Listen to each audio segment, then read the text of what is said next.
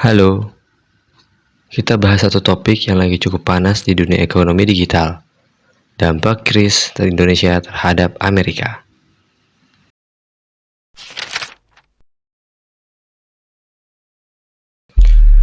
Kris atau Quick Response Code Indonesia Standard adalah sistem pembayaran digital nasional yang dibuat oleh Bank Indonesia.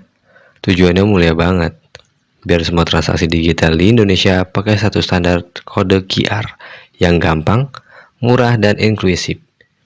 Tapi kebijakan ini ternyata bikin Amerika Serikat agak gerah ya.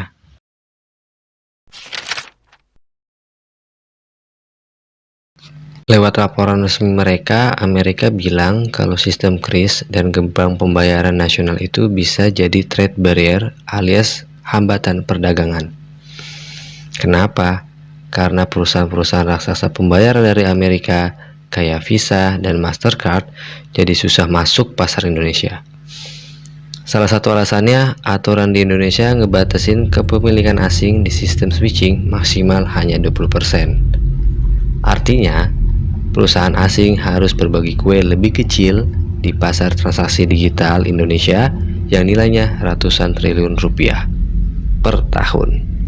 Gak cuma itu, kris juga mulai dipakai buat transaksi lintas negara di Asia Tenggara. Ini bikin transaksi regional bisa langsung pakai rupiah dan mata uang lokal tanpa harus lewat dolar Amerika.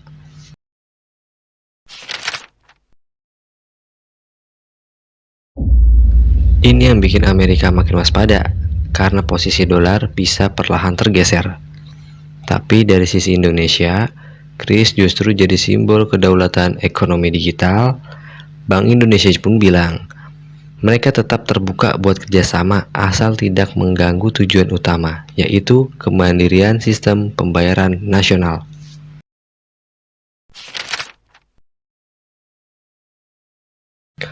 Kebijakan kris Indonesia telah memicu kekhawatiran Amerika karena dianggap dapat mengurangi akses dan dominasi perusahaan pembayaran Amerika di pasar Indonesia dan kawasan ASEAN.